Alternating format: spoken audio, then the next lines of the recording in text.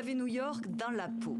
Sous sa plume, la ville qui ne dort jamais a été le terreau de ses nombreux romans, essais et poèmes. Pour moi, New York, c'est l'immensité moderne. C'est la tour de Babel dans le XXe siècle. Il y a tout ici.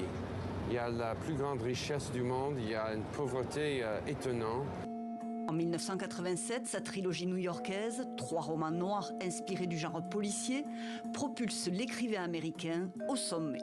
Dans ces livres, je crois, c'est le fait que dans New York, il y a un côté anonyme qui peut se passer. Et je crois que tous ces personnages vivent ça. Ce sont des gens qui peuvent même disparaître dans les rues. Un conteur du hasard et de l'errance, né en 1947 à Newark dans le New Jersey, et dont la vocation pour l'écriture arrive très tôt. J'ai commencé à écrire dès l'âge de 9 ans. Des poèmes, des histoires, des choses vraiment pas terribles. Mais j'aimais ça, ça me rendait heureux. Paul Auster étudie les littératures britanniques, italiennes et françaises à l'Université Columbia de New York, puis s'offre une vie de bohème au début des années 70 à Paris, où il vit grâce à ses traductions de Sartre, Stéphane Mallarmé ou Guillaume Apollinaire.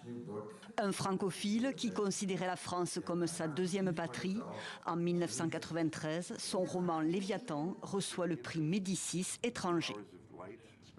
Un auteur incontournable qui s'est frotté à tous les genres littéraires, romans, nouvelles, essais, théâtre, mémoires, correspondances ou autobiographies.